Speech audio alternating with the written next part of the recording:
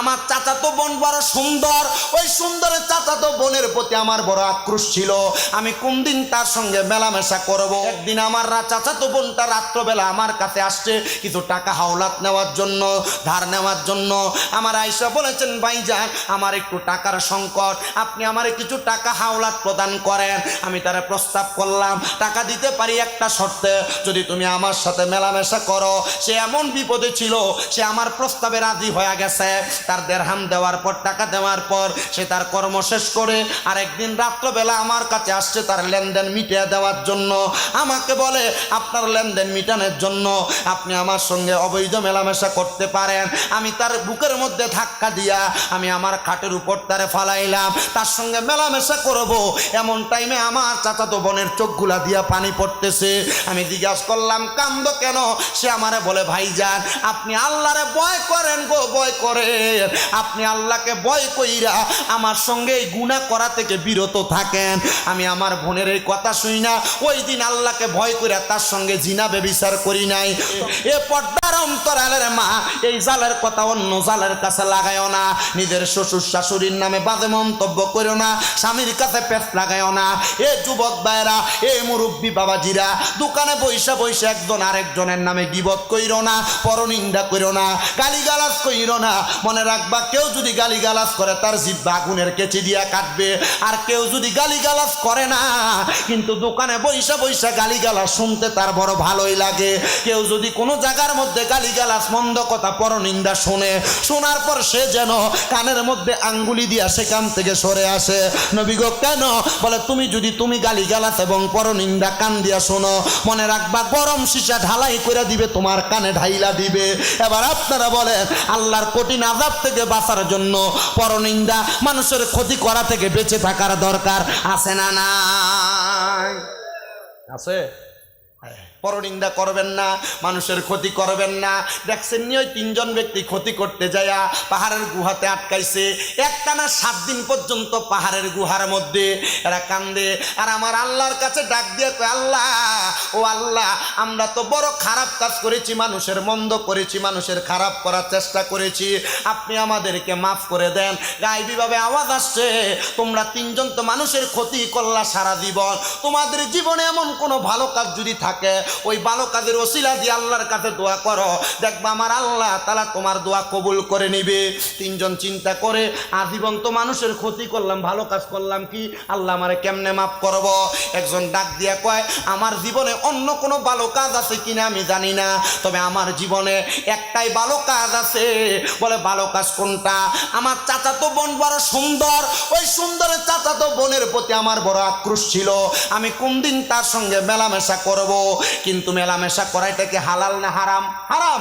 চাচাতো বোন বলেন, খালাতো বোন বলেন, মামাতো বোন বলেন, ফুফাতো বোন বলেন, এলাকার কোনো মেয়ে বলেন, অন্য কোনো পর নারীর সঙ্গে মিলিত হওয়া, অবৈধ সম্পর্ক রাখা, এটা হারাম, এটা হারাম, এটা হারাম। এটার কারণে দুজকে যাবেন। এটা জিনা ব্যভিচার, এটার কারণে দুজকে যাবেন। মুসলমান ইমানদার গভীর মনোযোগ দিয়ে শুনবা।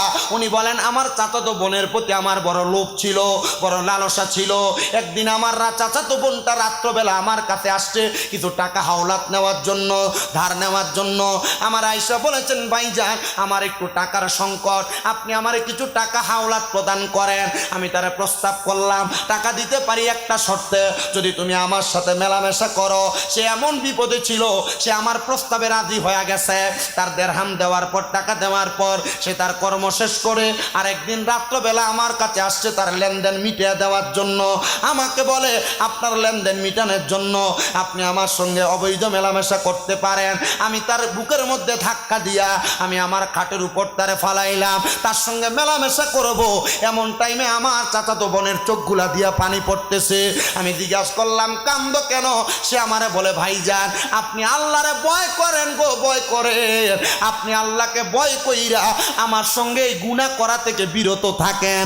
আমি আমার বোনের এই কথা শুই না, ওই দিন আল্লাহকে ভয় কইরা তার সঙ্গে জিনা জিনা বেবিচার করি নাই, তখন আমার বোনটাকে আমি চাইরা দিছি। আমার একটা ভালো কাজই আছে, আর কোনো ভালো কাজ নাই।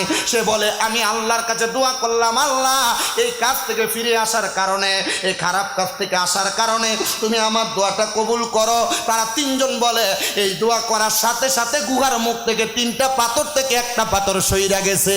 জোরে জোরে বলেন আল্লাহু আকবার। একজন বললেন ভালো কাজ, পাথর সরছে কয়টা? একটা। আরেকজনকে প্রশ্ন করা হয় তুমি তোমার কোনো ভালো কাজের সহযোগিতা, ভালো কাজের ওসিলা দিয়া দোয়া করো। সে বলে আমার অন্য কোনো ভালো কাজ নাই। আমার বাড়িতে একজন চাকর কাজ করত, যাকে একদিন কাজ করার বিনিময়ে তারে আমি 2 খুশি করে চাউল দিতাম। সে আমার বাড়িতে 30 দিন কাজ করেছে, 1 মাস, আমি তারে 60 খুশি চাউল দিয়েছি।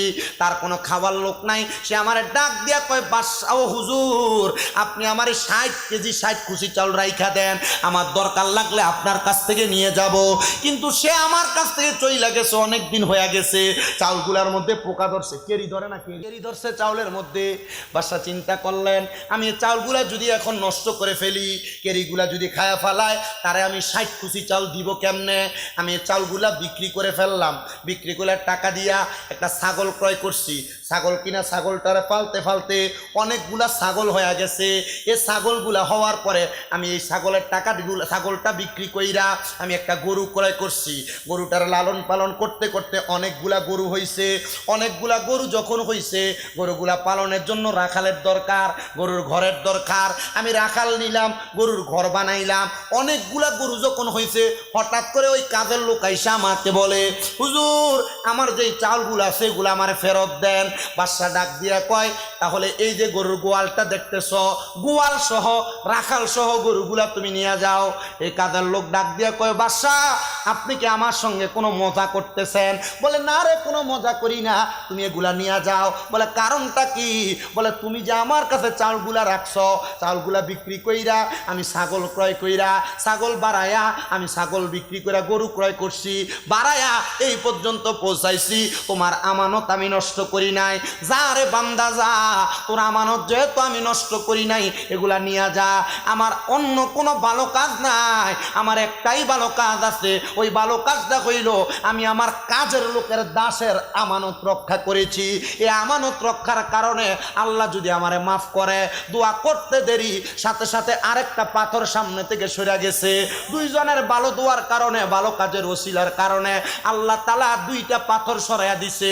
দুইজন মিলা ডাক দিয়া কয় আরেকজন ব্যক্তি তোমার কোনো ভালো কাজ আসেনি, বলো না তোমার ভালো কাজের ওসিলা দিয়া দোয়া করো। উনি বলেন অন্য কোনো ভালো কাজ নাই, আমি একটা উট পালন করতাম। ওই উটটা ছিল একটা মান্ডা উট, যেটা দুধ দহন করা যাইতো। দুধ দহন কইরা এই দুধগুলো আমি আমার মারে খাওয়াইতাম। আমার মা খাওয়ার পর থাকলে আমার সন্তান খাওয়াইতাম, সন্তান খাওয়ার পর থাকলে আমি আমার স্ত্রীরে খাওয়াইতাম।